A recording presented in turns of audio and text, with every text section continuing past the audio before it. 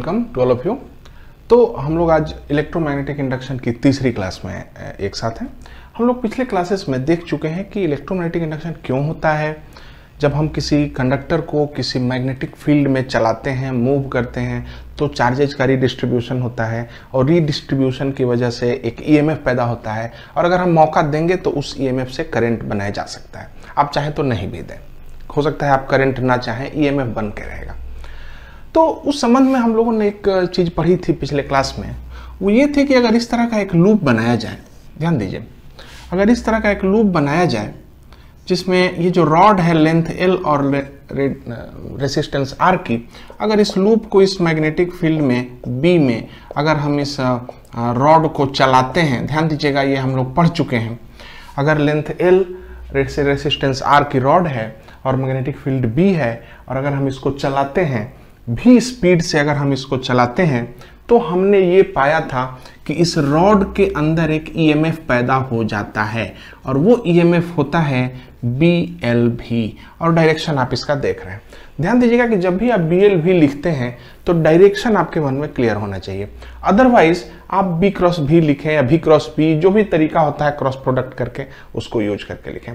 तो हम लोगों ने देखा कि ये मैग्नीट्यूड ईएमएफ का है BLV। ये श्योर है, क्या ये सही है? तो हाँ ये सही है, हम लोगों ने इसको वेरीफाई किया था।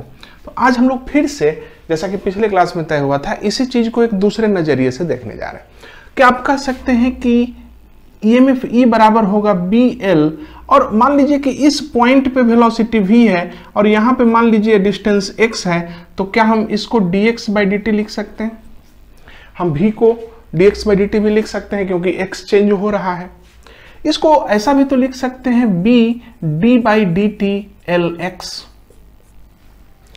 Lx क्या है? तो ये एरिया ऑफ दिस लूप है, तो हम इसको लिख सकते हैं B is equal to EMF equal to B into d/dt A area. और फिर थोड़ा आगे बढ़े तो हम लिख सकते हैं EMF बराबर d/dt BA। ये BA क्या चीज है? BA फ्लक्स है, मैग्नेटिक फ्लक्स, आप ध्यान दीजिए। सो EMF हो गया d/dt ऑफ मैग्नेटिक फ्लक्स। तो हमने देखा कि जो ये कह रहा था वही चीज इक्वेशंस के माध्यम से यहां आई है और हम इस स्टेटमेंट को अगर हम देखें तो ये कहता है कि अगर किसी लूप से, ध्यान दीजिएगा, किसी लूप से, क्योंकि फ्लक्स जो होगा वो लूप से ही होगा, फ्लक्स निकलने के लिए लूप का क्लोज होना जरूरी है। यहां पे लूप क्लोज हुआ है, तो किसी लूप से मैग्नेटिक फ्लक्स, ध्यान दीजिएगा, किसी लूप से अगर मैग्नेटिक फ्लक्स चेंज हो तो ईएमएफ बनता है, तो ईएमएफ बनता है। यहां पे क्लियर हो रहा है कि जब ये इधर जाता है, जब ये रॉड इधर जाता है तो इस लूप का एरिया बढ़ता है, एरिया बढ़ने से फ्लक्स बढ़ता है और फ्लक्स के बढ़ने से ईएमएफ बनता है। तो जब भी फ्लक्स चेंज होगा तो ईएमएफ बनेगा और ईएमएफ कितनी होगी? तो rate of change of magnetic flux through a loop होगी। ये जो स्टेटमेंट है कि EMF is the rate of change of magnetic flux through a loop, this statement is a very important law, it is called Faraday's law. कहता है Faraday's law, the rate of change of magnetic flux with time is the EMF in the loop। वो loop में EMF के बराबर होगा and so EMF is equal to d/dt magnetic flux। तो आप देख रहे हैं कि कोई नया स्टेटमेंट नहीं है, ये तो BLV वाला जो फॉर्मूला हम लोगों ने डिराइव किया था उसी फॉर्मूले को खींच के हम इस रूप में लाए हैं। यानी कि अगर फैराडे ये लॉ नहीं देता तो भी हम आज इस लॉ को आपको पढ़ा रहे होते, क्योंकि ये कोई नई चीज उसमें नहीं है। परंतु याद रखिएगा कि मैथमेटिकली डिराइव कर लिया गया है, ये एक एक्सपेरिमेंटल लॉ था और इसमें ये फिजिक्स के जो इलेक्ट्रोमैग्नेटिज्म के 4-5 पिलर अगर देखे जाएं तो उनमें ये भी एक आएगा। ये बहुत इंपॉर्टेंट लॉ है। ये कहता है कि अगर आप किसी लूप को, ध्यान दीजिएगा, आप इसके चारों ओर की चीजों को स्टडी कर लें, कंडीशंस को स्टडी कर लें, अगर आप किसी लूप को मैग्नेटिक फील्ड में रखते हैं, किसी भी लूप को, कैसी भी लूप है, इससे कोई दिक्कत नहीं है, इस लूप को अगर आप मैग्नेटिक फील्ड में रखें तो जैसे ही आप रखेंगे loop kept in magnetic field, तो जैसे ही आप लूप को मैग्नेटिक फील्ड में रखेंगे तो फ्लक्स बनेगा, उसके थ्रू मैग्नेटिक फ्लक्स बनेगा। मैग्नेटिक फ्लक्स को अगर आप चेंज करते हैं कैसे चेंज करेंगे, तो मैग्नेटिक फ्लक्स का फॉर्मूला होता है BA cos थीटा, आपने पढ़ा हुआ है। तो BA cos थीटा अगर चेंज हो तो EMF आएगा, माने जब तक ये मैग्नेटिक फ्लक्स आप बदल रहे हैं तब तक इसमें EMF आता रहेगा। यही स्टेटमेंट है फैराडेज का लॉ का स्टेटमेंट। तो फैराडे का लॉ कहता है rate of change of magnetic flux through a loop is the EMF in the loop. एक खास इंपॉर्टेंट बात यहां पे है, यहां पर एक माइनस का साइन दिया जाता है। क्यों? हम लोगों ने कल पढ़ा हुआ था, पिछले क्लास में पढ़ा हुआ था कि माइनस का मतलब है, आपने देखा था ना, जब इस रॉड को आप दाहिने वेलोसिटी दे रहे थे तो जो EMF आ रही थी उस EMF की वजह से जो फोर्स बन रहा था वो पीछे की ओर था।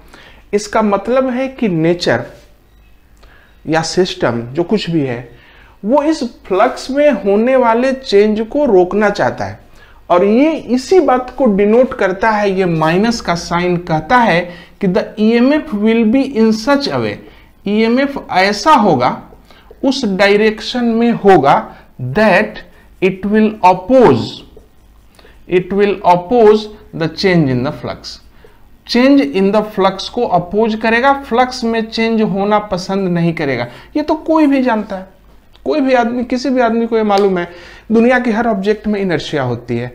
इन जिस तरीके से आपने उस ऑब्जेक्ट को रखा है, अगर वहां पे रेस्ट में है तो उसको आप मोशन में करना चाहेंगे तो वो अपोज करेगा, वो रेस्ट में ही रहना चाहता है। उसी प्रकार से अगर वो मोशन में है तो वो मोशन में ही रहना चाहता है, इसको हम इनर्शिया बोलते हैं। उसी तरह से हर सिस्टम के अंदर एक इलेक्ट्रोमैग्नेटिक इनर्शिया टाइप की चीज होती है जो मैग्नेटिक फ्लक्स को चेंज होने नहीं देना चाहती है। मैग्नेटिक फ्लक्स चेंज नहीं होना चाहिए, अगर आप उसको चेंज करेंगे तो ये आपको अपोज करेगा, और उस अपोजिशन के चलते आपको वर्क करना पड़ेगा। यानी मैग्नेटिक फ्लक्स को चेंज करने के लिए आपको वर्क करना पड़ेगा, और वही जो वर्क है उधर से आपको EMF या वर्क जो पावर है उसके फॉर्म में मिलेगा। तो ये बहुत जरूरी है, ये रेस्ट्रिक्शन नहीं है, याद रखिएगा, ये कोई प्रतिबंध नहीं लगा आप पे। अगर ये नहीं होगा तो सब काम गड़बड़ हो जाएगा। आप वर्क कीजिएगा, और वर्क कीजिएगा तो आपको उधर से अवार्ड मिलेगा, पावर मिलेगा। तो ये एनर्जी कंजर्वेशन का प्रिंसिपल को फॉलो करता है। कहने का मतलब जब भी फ्लक्स चेंज होगा तो करंट आएगी, EMF आएगा। EMF का डायरेक्शन ऐसा होगा कि उस फ्लक्स में होने वाले चेंज को विरोध करेगा। तो ये जो स्टेटमेंट है, ये जो लॉ है, ये इसका एक एक्स्ट्रा स्टेटमेंट है, इसके अंदर में एडिशनल चीज आ गई है। इसको हम लोग लेंज स्टेटमेंट बोलते हैं। तो लेंज स्टेटमेंट क्या है? तो लेंज स्टेटमेंट सीधी सी बात है, और ये क्यों जरूरी है? ये कंजर्वेशन ऑफ द एनर्जी को जारी रखने के लिए जरूरी है। तो अगर दूसरे लिहाज से देखें तो लेंज स्टेटमेंट कुछ नहीं है, ये कंजर्वेशन ऑफ एनर्जी प्रिंसिपल है। उसी को कहने का एक तरीका है। आप वर्क करेंगे तो उधर से भी आपको वर्क मिलेगा, सीधी सीधी बात है। ये रहा फैराडेज लॉ, ये रहा लेंज लॉ, दोनों मिलके आते हैं। अगर परीक्षा में आएगा तो ये लिखिएगा, माइनस दीजिएगा, माइनस का ये मतलब है, और लेंज लॉ लिख दीजिएगा। अब हम यहां पे आते हैं और देखते हैं कि फ्लक्स, तो भाई फ्लक्स के फॉर्मूले में तो इतनी सारी चीजें हैं। मैग्नेटिक फ्लक्स है, एरिया है, कॉस थीटा यानी ओरिएंटेशन है। इन सबों में कोई भी चेंज हो जाएगा तो फ्लक्स बदल जाएगा। तो अब हम लोग इसको ब्रॉड स्पेक्ट्रम में देखेंगे और देखेंगे कि फ्लक्स को आप किसी भी तरीके से बदले, कैसे भी आप इसको चेंज करेंगे तो इसका जो टाइम के साथ रेट ऑफ चेंज है वो EMF देगा। यानी कि EMF पैदा करने के आपके पास बहुत से उपाय हो गए आज की तारीख में। तो EMF को अगर पैदा करना है तो B कैन चेंज, आप मैग्नेटिक फील्ड ही बदल सकते हैं या एरिया बदल सकते हैं। एरिया बदलने के अलावा आप ओरिएंटेशन बदल सकते हैं। ओरिएंटेशन बदलने के अलावा आप मूव कर सकते हैं किसी चीज को, मतलब उस लूप को मूव कर दीजिए। तो मैंने कहने का मतलब है कैसे भी करके आप फ्लक्स बदलिए, कैसे भी करके फ्लक्स बदलिए, और जब आप फ्लक्स बदलिएगा तो आपको EMF मिलेगा। तो इस क्लास के अंदर हम लोगों ने इस फैराडेज लॉ को पढ़ा, फैराडेज लॉ का स्टेटमेंट देखा, बेहद फंडामेंटल, बेहद ओरिजिनल लॉ है ये, और ये एक्सपेरिमेंटली वेरीफाइड है, इसका कोई एक्सेप्शन नहीं है। बाद में हम लोग फर्दर इसको और इलेबोरेट करेंगे। लेकिन फिर यहाँ पे ध्यान दें कि फ्लक्स को कई तरीके से बदला जा सकता है। मैग्नेटिक फील्ड बदल देंगे, एरिया बदल देंगे, ओरिएंटेशन बदल देंगे। तो इस क्लास के अंदर, इस वीडियो के अंदर हम लोग इस फ्लक्स को चेंज करने के कुछ और तरीके देखेंगे, कुछ और एक्सप्रेशंस देखेंगे और उसके साथ में हम लोग इस टॉपिक को समाप्त कर देंगे। चलिए हम लोग एग्जाम्पल्स ले। हर एग्जाम्पल कुछ ना कुछ हम लोगों को सिखाएगा, कोई ना कोई सोल्व्ड एग्जाम्पल होगा। एनसीईआरटी की किताब से या किसी भी अन्य किताब से हम लोग उन कंसेप्ट्स को लेंगे। और दूसरी बात कि जब ईएमएफ निकलेगा तो उसका डायरेक्शन कैसे निकाला जाए, इस पर भी बात होगी। सबसे पहला आपका एग्जाम्पल यही रहा। ये रहा आपका एक लूप, आपके सामने ये लूप बना हुआ है। इस लूप का लेंथ L मान लीजिए और इस लूप में ये रॉड है। ये रॉड L लेंथ की है, इसका रेसिस्टेंस R है और ये मैग्नेटिक फील्ड ये अपना है, मैग्नेटिक फील्ड में जा रही है। कोई दिक्कत नहीं है इसमें, मैग्नेटिक फील्ड में जा रही है। सवाल ये है कि जो मैग्नेटिक फील्ड है वो x डिस्टेंस तक है, बस, इसके बाद नहीं है। फिर थोड़ी दूर तक, फिर फर्दर x डिस्टेंस तक मैग्नेटिक फील्ड नहीं है। फिर इसके बाद x डिस्टेंस के बाद से मैग्नेटिक फील्ड शुरू हो गया है और वो मैग्नेटिक फील्ड यहां तक फिर से x डिस्टेंस तक फैला हुआ है। ध्यान दीजिएगा, हम लोग चीजों में थोड़ा थोड़ा चेंज ला रहे हैं। फिर x डिस्टेंस तक मैग्नेटिक फील्ड है। ये मैग्नेटिक फील्ड B है, ये B है। हम ये कहना चाहते हैं आपको, अब देखिए ठीक से, ये रॉड यहां से चलना शुरू करती है v वेलोसिटी से, यहां तक आती है, फिर इधर आती है, फिर उधर जाती है और फिर लौट कर आती है। ध्यान दीजिएगा, बॉडी चलती है A से B, B से C, C से D, D से C, B, A। कैसे चलती है? A, B, C, D, C, B, A तक चलती है। और ऐसा होने में फ्लक्स क्या क्या होता है, ईएमएफ का क्या होता है, फोर्स रिक्वायर्ड का क्या होता है, पावर का क्या होता है, ये सब चीजों का आप एक ग्राफ प्लॉट करके एक्सप्लेन करें। आइए सबसे पहले जरा हम लोग फ्लक्स को देखें। फ्लक्स फाई, फ्लक्स क्या होता है भैया? एरिया क्लोज्ड लूप में कितना मैग्नेटिक फील्ड है उसका प्रोडक्ट करके निकलेगा।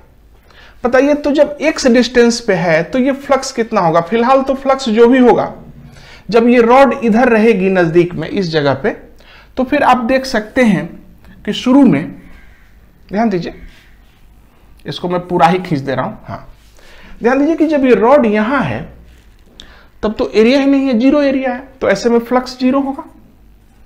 इसके बाद जैसे जैसे ये रॉड इधर बढ़ेगी तो एरिया बढ़ेगा और एरिया बढ़ेगा बढ़ेगा बढ़ेगा और कहां तक बढ़ेगा? यहां तक बढ़ेगा। तो कितना एरिया हो जाएगा? यहां तक अगर हम बढ़े, यानी A से चालू करके B तक अगर हम आते हैं तो फ्लक्स कितना हो जाएगा? L इंटू एक्स एरिया हो गया और B से गुना, यानी ये क्या बन गया? BLX फ्लक्स हो गया यहां तक। इसके बाद अगर ये रॉड आगे बढ़ती है तो चूंकि मैग्नेटिक फील्ड ही नहीं है तो इसमें जाहिर है कि मैग्नेटिक फील्ड है ही नहीं, तो इतने दूर में एरिया बढ़ाने से कोई फायदा नहीं है, फ्लक्स नहीं बढ़ेगा। इसलिए यहां तक आपका फ्लक्स कांस्टेंट रहा। कहां तक? C तक फ्लक्स में कोई चेंज नहीं आया।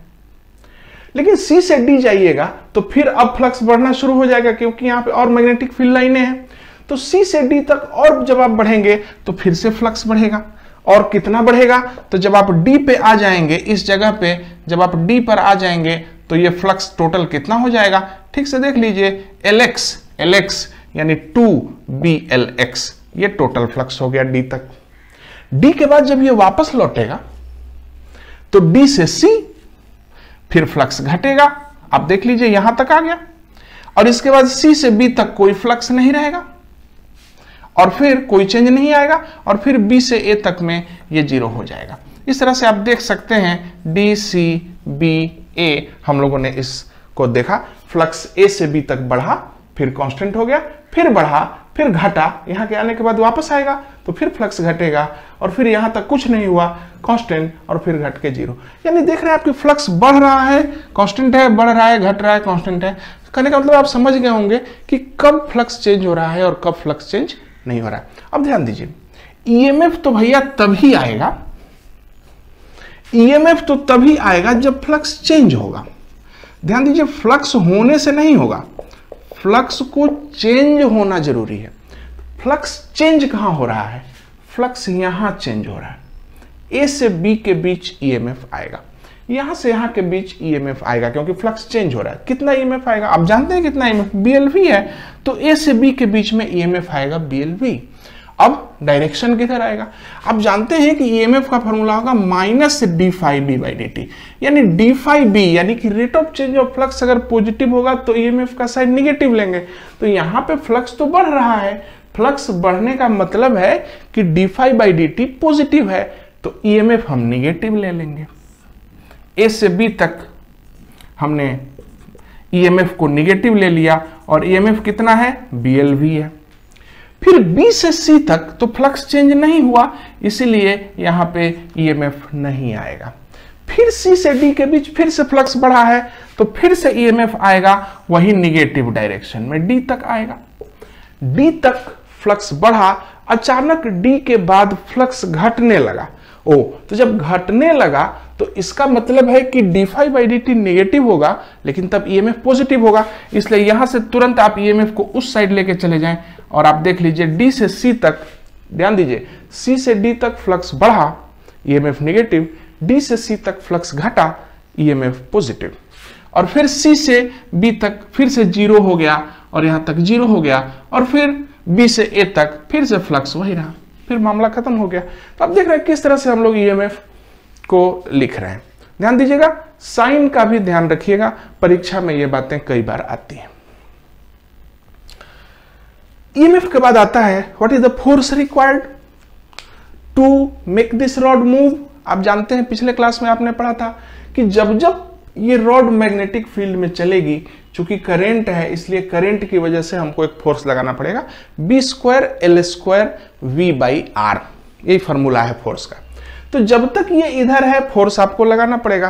तो ध्यान दीजिएगा, जब आप इस रॉड को इधर खींच रहे हैं तो फोर्स आगे की ओर लगाएंगे, तो ध्यान दीजिए फोर्स का बना रहे हैं हम लोग, फोर्स का फॉर्मूला होगा B square L square V by R. तो ए से बी तक के दौरान फोर्स पॉजिटिव होगा आपका, बी से सी के बीच कोई फोर्स नहीं लगेगा, फिर सी से डी के बीच फोर्स लगेगा, फिर डी से सी के बीच फोर्स निगेटिव लगेगा। मैंने आपको पहले बताया है कि डी से सी के बीच आप जब इस रॉड को इधर बढ़ाएंगे तो आपको फोर्स जो नेचुरल फोर्स है वो उधर की ओर लगेगा अपोज करने के लिए, तो आपको निगेटिव में फोर्स आएगा उसको खींचना पड़ेगा, और इसके बाद फिर यहाँ पे बंद हो जाएगा फोर्स और फिर से यहाँ से चालू हो जाएगा। कहने मतलब कोई डिफिकल्टी नहीं है इसके ग्राफ को खींचने में, कई बार ये परीक्षा में आ चुका है और आप देख रहे हैं बहुत आसानी से इस सवाल को आप सॉल्व कर सकते हैं। चलिए, तो ये जो कंसेप्ट हम लोगों ने सीखा कि जब जब फ्लक्स चेंज करेगा तभी तभी ईएमएफ आएगा, वरना ईएमएफ नहीं आएगा। ये पहला एग्जाम्पल था हम लोगों का। आइए हम लोग एक और सवाल लेते हैं। अभी हम लोग एरिया बदल रहे हैं, ध्यान दीजिएगा, इसमें हम लोगों ने एरिया को बदला है।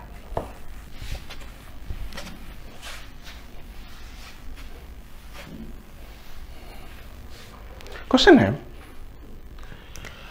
यहां पर एक सर्कुलर वायर है जिसका रेडियस r है और मैं बता रहा हूं आपको r is 2t square and this is kept in magnetic field B। ये पूरे में मैग्नेटिक फील्ड B दुनिया में फैला हुआ है, मैग्नेटिक फील्ड B भरा हुआ है। तो क्वेश्चन है कि आप इसमें EMF बताएं कितना होगा। ध्यान दीजिए, R का वैल्यू कितना दिया है 2t स्क्वायर, मतलब है कि टाइम के साथ रेडियस बढ़ रहा है। साफ पता चल रहा है आपको कि रेडियस बढ़ रहा है। तो जब रेडियस बढ़ रहा है टाइम के साथ तो फ्लक्स का क्या होगा, तो टाइम के साथ रेडियस बढ़ेगा तो ये एरिया बढ़ेगा, तो B से गुना होगा, फ्लक्स बढ़ेगा। यानी याद रखिए कि फ्लक्स बढ़ रहा है, सीधी सी बात है। यहाँ पे आप कह सकते हैं कि यहाँ पे फ्लक्स बढ़ रहा है। तो EMF का फॉर्मूला होगा d by D T into flux. So d by D T, flux का वैल्यू लिखिए, रैंडम वैल्यू क्या है, तो B into pi R square, pi into R square, यानी 4t टू द पावर 4, यानी d by D T 4 pi b t to the power 4। क्या लिखेंगे इसको डिफरेंशिएट करके, 4 pi b and 4t cube, यानी हो गया 16 पाई b t क्यूब। ये आपका EMF रहा। ईएमएफ भी टाइम डिपेंडेंट है, जैसे जैसे टाइम बढ़ रहा है ईएमएफ बढ़ रहा है। ठीक है, अपना है ईएमएफ निकाल दिया हमने। ये ईएमएफ किधर की ओर है, डायरेक्शन बताइए, गौर कीजिएगा। अब यहाँ पे इंपॉर्टेंट बात है, डायरेक्शन निकालने में स्टूडेंट्स कंफ्यूज हो जाते हैं कि हम डायरेक्शन इस मेथड से निकालें, डायरेक्शन उस मेथड से निकालें। आपको जो सूझता है उस मेथड से निकालें। सबसे पहले ध्यान दीजिए, आप इस लूप को देखिए, इस पार्ट को जरा देखिए। ये पार्ट, पहला तरीका, ये पार्ट क्या कर रहा है, ये पार्ट आगे आ रहा है, किधर की ओर इसकी वेलोसिटी है, इधर की ओर। ठीक से ध्यान दीजिएगा, आपने तो वेलोसिटी वाला सिस्टम पढ़ा है। तो ये वाला जो पार्ट है, ये जो कंडक्टर है, ये इधर की ओर आ रहा है। आइए देख लेते हैं। ये मैग्नेटिक फील्ड बाहर की ओर है और ये वेलोसिटी इधर की ओर है, इधर। ठीक है, मैच हो रहा। तो अंगूठा, ये जो हाथ का पाम है, ये ऊपर की ओर दिखा रहा है, मतलब आपका ईएमएफ ऊपर की ओर है और करंट भी ऊपर की ओर है। यहां से आप पकड़ सकते हैं।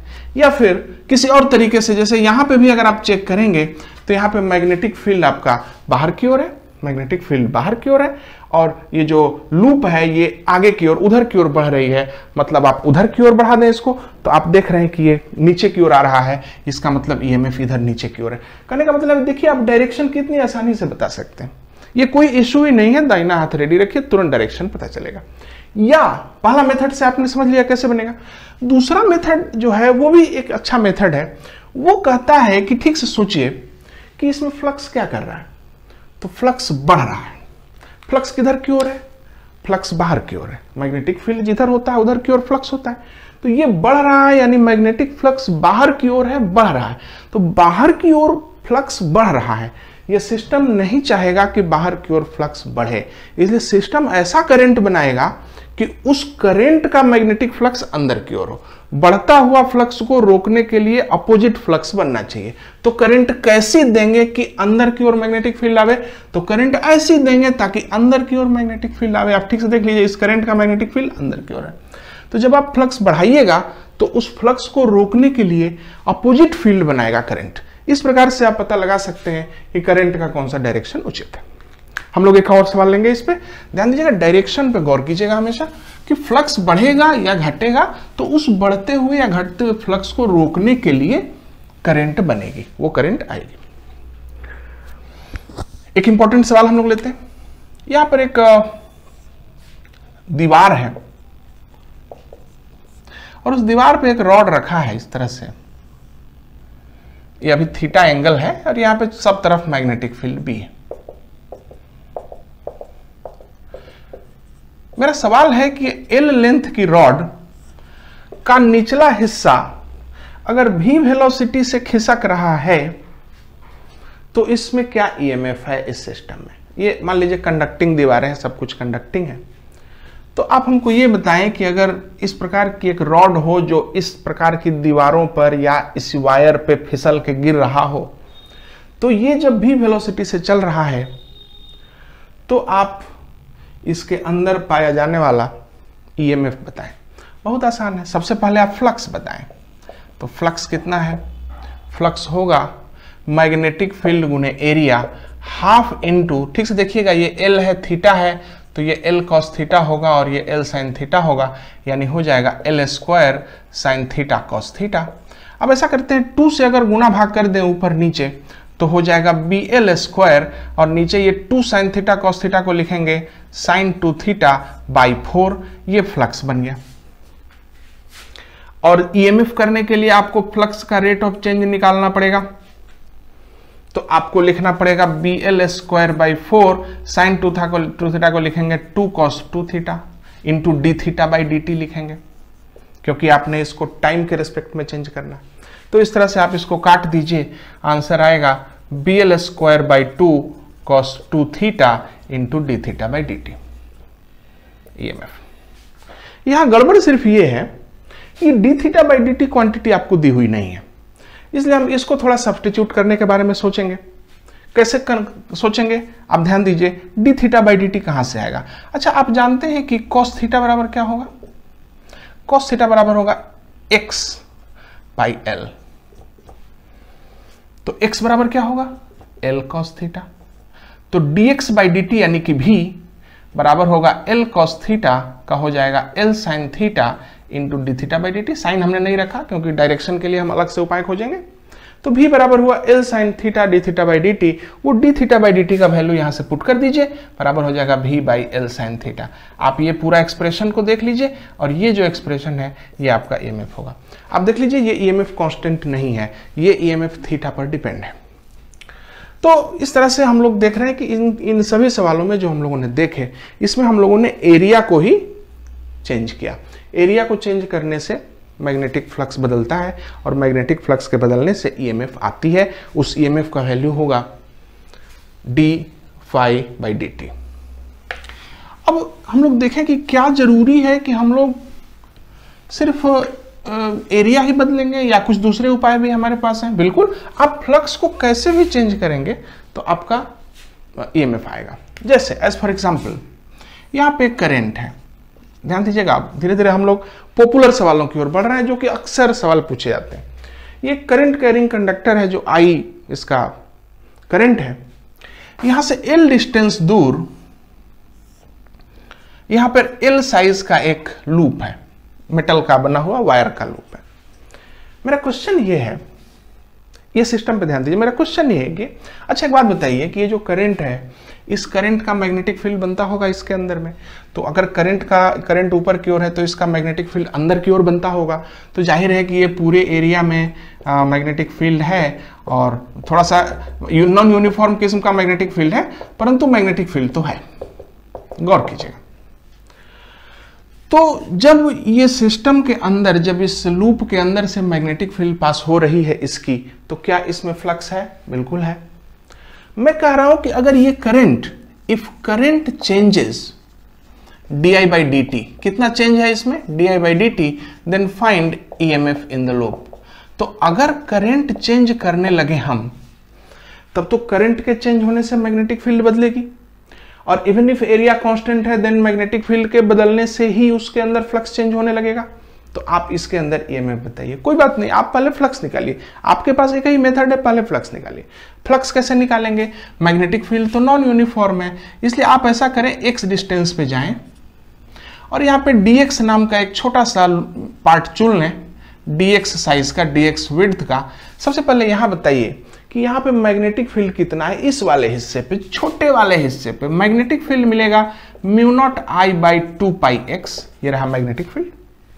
उसमें उस लूप के एरिया से गुना कीजिए, तो लूप का एरिया होगा एल dx। तो इसमें अगर हम एल dx से गुना करते हैं तो हम देखते हैं कि ये मैग्नेटिक फ्लक्स बन गया, छोटा सा मैग्नेटिक फ्लक्स बना। इस मैग्नेटिक फ्लक्स को अगर हम इंटीग्रेट कर दें, कहां से कहां तक करेंगे? तो सर एल से 2l तक इंटीग्रेट कर दीजिए। अब देख सकते हैं ये होगा mu naught I by 2 pi L dx by x का इंटीग्रेशन करना है। कहां से कहां तक? l से 2l। इसलिए फ्लक्स का फॉर्मूला हुआ mu naught I L by 2 पाई, ये हो गया ln x। कहां से कहां? l से 2l, यानी mu naught I L by 2 pi ln 2l by l, यानी ln 2। अब देख सकते हैं ln 2l by l, ln 2, ये मैग्नेटिक फ्लक्स बना। क्वेश्चन ये थोड़ी था, क्वेश्चन था कि करंट चेंज हो रही है तो क्या मैग्नेटिक फ्लक्स चेंज होगा? हाँ, तो ईएमएफ होगा D phi by D T. बाकी चीजें तो चेंज ही नहीं हो रही हैं। ये एल बदल नहीं रहा, ये 2 ही हो गया, ये 2 पाई, कुछ तो बदल ही नहीं रहा। ऐसे में सिर्फ करंट चेंज होंगी, इसलिए लिखेंगे mu naught L by 2 pi ln 2 into D I by D T. ये हो गया ईएमएफ। आप ईएमएफ निकालते रहिए। तो आप देख सकते हैं करंट के चेंज होने से ईएमएफ बन रही है। अब इस ईएमएफ का जरा सा डायरेक्शन बताइए, ध्यान दीजिएगा। करंट क्या हो रही है? बढ़ रही है। ध्यान दीजिएगा, करंट बढ़ रही है। करंट के बढ़ने से ये वाला फ्लक्स बढ़ रहा है। बढ़ते हुए फ्लक्स को बढ़ने से रोकना है, यानी हमें मैग्नेटिक फील्ड बनानी है इधर की ओर। इधर की ओर मैग्नेटिक फील्ड बनाने के लिए हमें करंट देनी पड़ेगी ऐसी। अगर हम ऐसी करंट देंगे तो इसका मैग्नेटिक फील्ड बाहर की ओर है, यही करंट ठीक है। इसलिए याद रखिए कि करंट का डायरेक्शन ऐसे करके पता लगाया जाएगा। करंट बनेगा या ईएमएफ बनेगा, जो भी बनेगा, रेसिस्टेंस वगैरह से आप उसको जोड़ सकते हैं, कोई दिक्कत नहीं। तो ये इस डायरेक्शन में आएगा। तो समझ लीजिए कि किसी न किसी तरीके से क्लू लेके आपको बनाना जरूर है कि यहाँ लेंज लॉ जो है बहुत मदद करेगा किस डायरेक्शन में करंट आएगी। अच्छा, मान लीजिए सवाल में थोड़ा सा चेंज हम कर दें हम लोग, तो अगर सवाल में थोड़ा सा चेंज कर दें और ये कहें कि भैया देखो ये जो लूप है इसमें करंट कांस्टेंट है, current is constant but loop is moving right with velocity भी, लूप ही दाहिने डायरेक्शन में जा रही है। तब ऐसे में क्या होगा, अब ध्यान दीजिएगा, लूप अगर दाहिने डायरेक्शन में जा रही है तो इसको हम लोग थोड़ी देर के लिए r बोल दें। गौर कीजिएगा, ये डिस्टेंस अब r हो गया। और जब आप इसको ट्रीट करेंगे तो यहां पे फ्लक्स का फॉर्मूला आएगा, लिमिट आएगी। कहां से कहां तक की लिमिट लेंगे अब की बार आप यहां से देखिए, L प्लस आर से लेके, सॉरी L R से लेके L प्लस आर तक लेंगे, यहां से लेके यहां तक लिमिट लेंगे R से लेके L प्लस आर, यानी फ्लक्स का फॉर्मूला होगा mu naught I L by 2 pi ln L plus R by R. ये रहा आपका फ्लक्स। और इसी को आप अब की बार डिफरेंशिएट कीजिए, परंतु टाइम के रेस्पेक्ट में चेंज कीजिएगा। तो अब की बार याद रखिए d phi by D t जब कीजिएगा तो आएगा mu naught I L by 2 pi into d by D t ln L plus R by R. इसमें कौन डिफरेंशिएट होगा, तो जाहिर है कि इस पार्ट को तो आप भूल जाएं, इस वाले पार्ट को जब डिफरेंशिएट करेंगे तो आपके बस एलिमेंट्री स्टेप्स बता दे रहा हूं। ln का डिफरेंशिएशन है, ln का डिफरेंशिएशन यानी सबसे पहले जब आप डिफरेंशिएट करेंगे तो 1 by L plus R divided by R होगा इनटू, अब इस वाले पार्ट को डी बाई डी टी करना है, d by D t of L by R plus 1। इसमें याद रखिएगा जब आप इसको डिफरेंशिएट करेंगे तो D R by D T को भी लिख दीजिएगा। जो भी आवे, जिस तरह का भी टेढ़ा मेढ़ा एक्सप्रेशन आवे उससे हम लोग को दिलचस्पी नहीं है। हम लोगों ने काल्पनिक सवाल लिया है तो उसके हिसाब से आई चेंज होगी तो क्या स्टेप, वो ये आर चेंज होगा तो क्या स्टेप है करने का मतलब, किसी भी तरीके से आप चीजों को चेंज करेंगे फ्लक्स चेंज होगा और आपको बताना पड़ेगा कि किस तरह से ईएमएफ निकलेगा। तो आप इसको डिफरेंशिएट कर लीजिएगा। इस प्रकार के बहुत सारे क्वेश्चंस इधर उधर मौजूद हैं, आप उनमें से बहुत सारे सवालों को बनाएं। अब आगे बढ़ेंगे और देखेंगे कि थोड़े कैलकुलेशन वगैरह, थोड़े ग्राफिकल क्वेश्चंस भी आते हैं इन सब मामलों में। उसमें एक दो बातें और जरा हम लोग जोड़ लें। हम लोगों ने अभी तक मैग्नेटिक फील्ड बदल के देख लिया, एरिया बदल के देख लिया, अब जरा हम लोग ओरिएंटेशन बदल के देख लें, थीटा बदल लें। ये भी बहुत अच्छी चीज है। जैसे मान लीजिए कि आपके पास एक लूप है, कोई भी लूप है, एरिया हो, यूनिफॉर्म हो, नॉन यूनिफॉर्म हो, कैसा भी हो, ये लूप रखा हुआ है इस मैग्नेटिक फील्ड में। ये रेडियस r का लूप है, या सिर्फ आप एरिया a ले लीजिए, उसमें कोई दिक्कत नहीं है, कोई दिक्कत नहीं है, आप एरिया a ले लीजिए, टेढ़ा मेढ़ा एरिया a है, ये मैग्नेटिक फील्ड B में रखा है। और मैं ये कह रहा हूं कि ये जो एरिया है ये इस एक्सिस के क्रॉस ओमेगा की एंगुलर वेलोसिटी से घूम रहा है।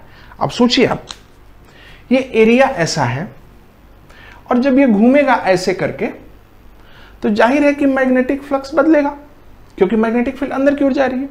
जब मैग्नेटिक फील्ड अंदर की ओर जा रही है और एरिया ऐसा रहेगा तो बहुत फ्लक्स गुजरेगा, लेकिन जब ये घूम के ऐसा हो जाएगा तो फ्लक्स जीरो हो जाएगा, फिर ऐसा करने पे फ्लक्स निगेटिव होने लगेगा। कहने का मतलब है कि इसके घूमने से फ्लक्स चेंज होगा क्योंकि ओरिएंटेशन चेंज हो रहा है। तो कैसे भी करके फ्लक्स चेंज होगा तो आपको यहाँ पे ईएमएफ मिलेगी। तो फ्लक्स का वैल्यू आप जानते हैं कि हम लोग लिखेंगे BS cos थीटा। जिस तरह से आप घूम रहे हैं उस हिसाब से थीटा का वैल्यू आपको ओमेगा टी लिखना चाहिए।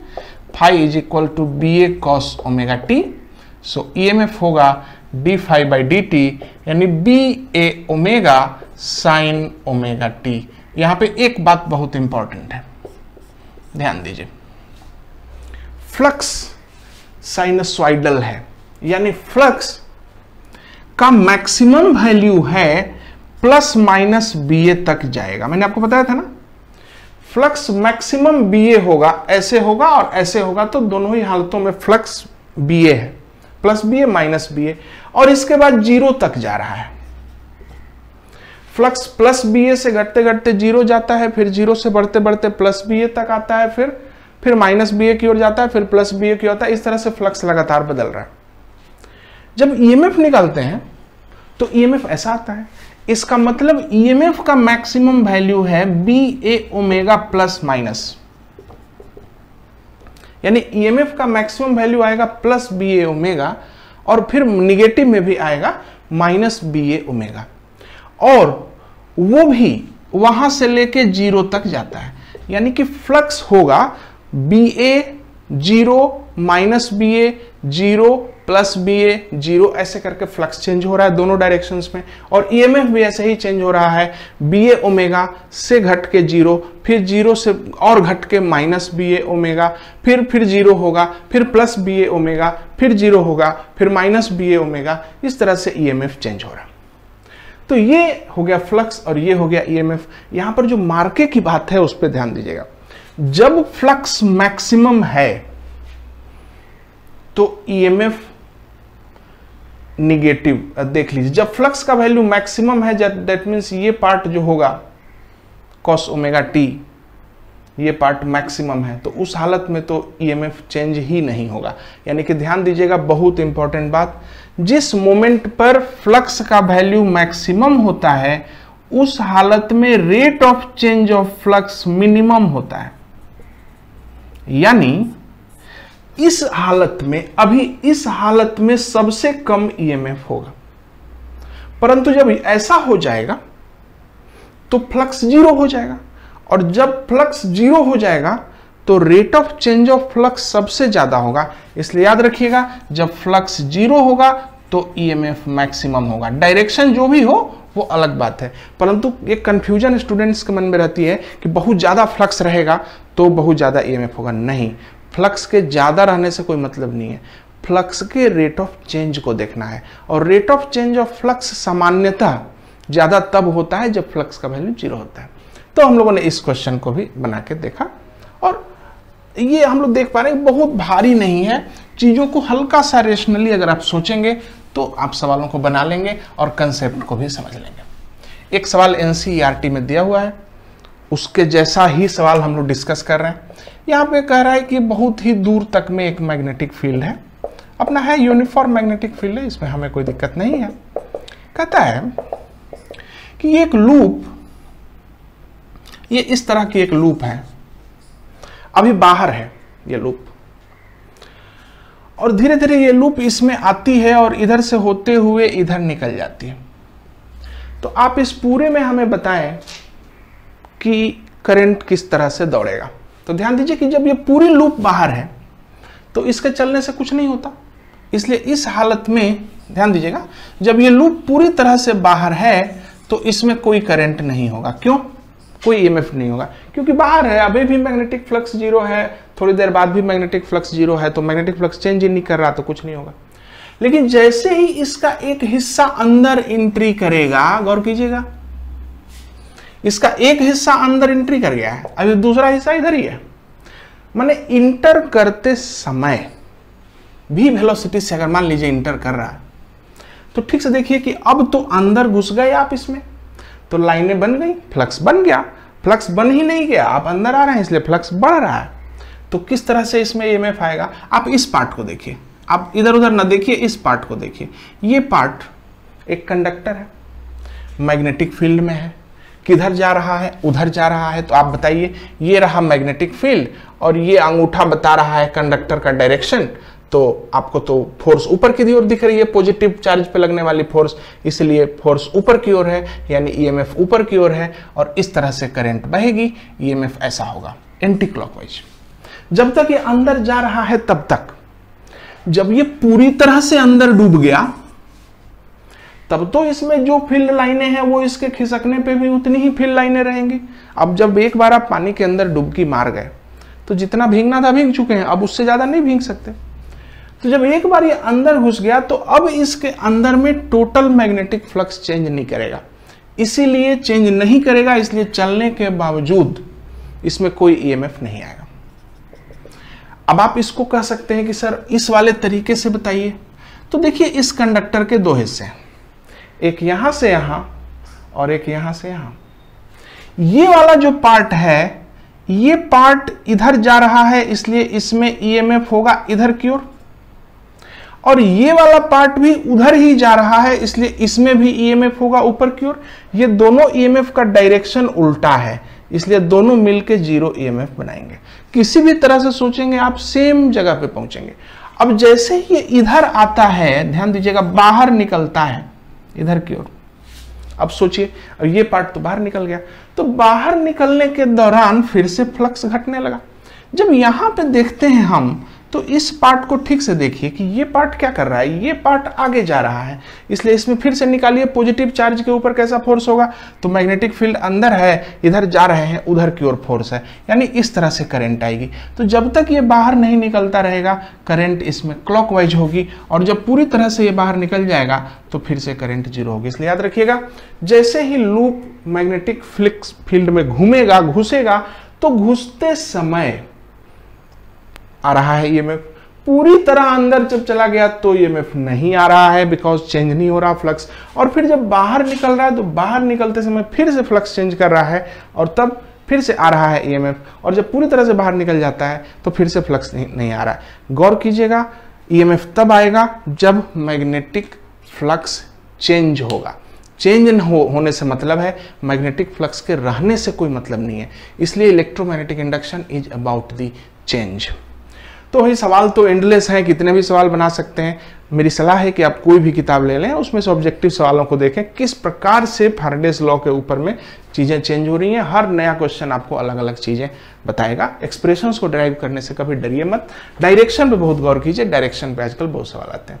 तो आज हम लोगों ने फैराडेज लॉ को थोड़ा सा डिटेल में पढ़ा, कई प्रकार के केसेस को देखा, डायरेक्शंस को भी देखा, और हम लोगों ने यह भी पता लगाने की कोशिश की कि किस तरह से कौन कौन से तरीके यूज करके हम लोग उस ईएमएफ का डायरेक्शन बता सकते हैं। मेरे ख्याल से 40 मिनट का तो वीडियो हो गया है, इसलिए हम लोग इस वीडियो को यहाँ पे ड्रॉप कर देंगे। और अगले क्लास में, जैसा कि आपको मैंने पहले बताया, हर क्लास में इलेक्ट्रोमैग्नेटिक इंडक्शन में पहले हम लोग पढ़ेंगे और पढ़ने के बाद ये देखेंगे कि भाई क्या पढ़ा। इसलिए अगले क्लास में सबसे ज़्यादा जरूरी टॉपिक को पढ़ेंगे। ये देखेंगे कि इतनी सारी चीज़ें पढ़ करके आपको फाइनली आपके दिमाग में क्या चीज़ आती है वो पढ़ेंगे। इसलिए अगला टॉपिक बहुत इंपॉर्टेंट होगा, इंतजार करिएगा। और पीछे जो आपको पढ़ाया था उसको रिवाइज कीजिएगा, सवाल बनाइएगा। जब तक फिर से ना मिलें तब तक धन्यवाद।